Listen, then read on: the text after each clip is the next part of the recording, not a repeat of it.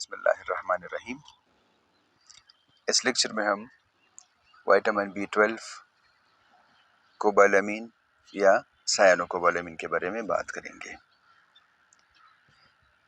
کوبالامین، Sino کوبالامین یا vitamin B12 ایک ہی vitamin کے 3 مختلف نام ہیں۔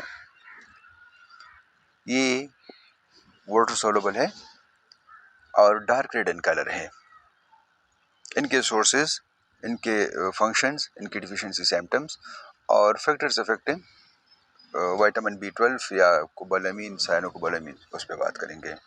تو ان میں سے جو پہلی بات ہے، ان کے جو سورسز ہیں وہ ہے meat, milk, fish, poultry, eggs, liver, fish liver oil وغیرہ، یعنی اچھی خوراک جتنی بھی ہمیں مل سکتی ہیں وہ سارے ان کے اچھے سورسز میں سے آتے ہیں۔ اب اگر ان کے فنکشنز کے بارے میں بات کریں تو ان کے فنکشنز کے بارے میں سے کچھ ایسی باتیں آتی ہیں کہ یہ درکار ہوتے ہیں انزائم سسٹمز میں۔ جن انزائم سسٹمز میں یہ درکار ہوتے ہیں تو اوپن ایئر میں لیکچر ریکارڈ کرنے میں ایک بات ہوتی ہے کہ لوگ آتے جاتے ہیں یا گاڑیاں گزرتی ہیں تو ان کا شور بھی آتا ہے۔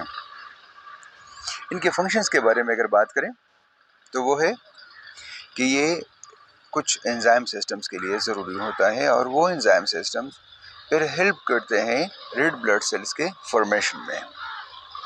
نیوکلک ایسڈ کے سائنتھسس میں بھی یہ درکار ہوتے ہیں اور یہ درکار ہوتے ہیں کاربوہائیڈریٹس اور فیٹس کے ایبزارپشن میں، ان کے ڈائجیشن میں بھی یہ ضروری ہوتے ہیں۔ یعنی فیٹس اور کاربوہائیڈریٹس کی جو ڈائجیشن ہے تو اس کے لیے وائٹامن B12 ضروری ہوتے ہیں۔ اس کے علاوہ بنیادی بات یہ ہے کہ یہ ریڈ بلڈ سیلز فارمیشن کے لیے ضروری ہوتے ہیں اور زندگی کا اساس ہے اصل میں ریڈ بلڈ سیلز، کیونکہ اس میں سے ہیموگلوبن ہوتا ہے اور ہیموگلوبن کے ساتھ آئرن، اور پھر وہ آکسیجن کو کیری کرتے ہیں from lungs through heart to cells to release energy. اور نیوکلک ایسڈ چونکہ جینیٹک انفارمیشن کیری کرتے ہیں from parents to offsprings, تو یہ وائٹامن B12 کا کمال ہوتا ہے۔ اب وائٹامن B12 کی کمی لوگوں میں سے جنرلی نہیں آتی، لیکن ان لوگوں میں ان کی کمی آ سکتی ہیں جو اسٹرکٹ ویجیٹیرینس ہوتے ہیں، مطلب جو صرف سبزیاں ہی کھاتے ہیں۔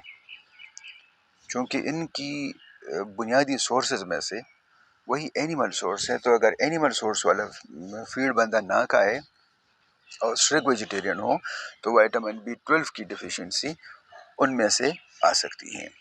اس کے لیے تو پھر سپلیمنٹس لینے پڑتے ہیں۔ بہترین بات یہ ہے کہ یہ بائی پروڈکٹ ہے۔ اصل میں بائی پروڈکٹ ہم اس پروڈکٹ کو بولتے ہیں یا اس پروڈکٹ کو کہتے ہیں جو ہم ایک بنیادی پروڈکٹ بنا رہے ہوتے ہیں اور ان میں سے سائڈ بائی سائڈ ایک دوسرا پروڈکٹ خود ہی بن رہا ہوتا ہے، تو اس کو بائی پروڈکٹ بولتے ہیں۔ تو یہ اینٹی بایوٹک جب بنائے جاتے ہیں تو وائٹامن B12 یا کوبالامین ایک بائی پروڈکٹ ہے، ان کے ساتھ بن جاتا ہے۔ ان کی ڈیفیشنسی سمپٹمز کیا ہے؟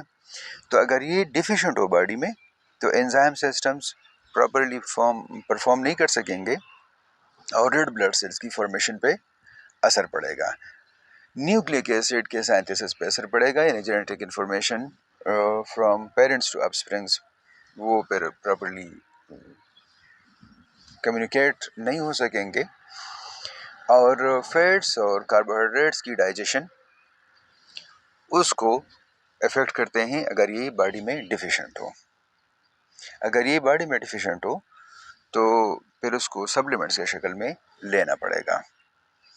یہ اس کی سینسٹیوٹی کے بارے میں اگر بات کریں تو یہ pH اگر 4 سے 6 تک ہو، یعنی 4 to 6 ہو تو اس پہ یہ اسٹیبل ہوتے ہیں ہیٹ پہ، لیکن اگر pH بڑھ جائے تو پھر یہ ہیٹ سے افیکٹ ہو سکتے ہیں، ادروائز اس کو ہیٹ افیکٹ نہیں کر سکتی۔ Thank you.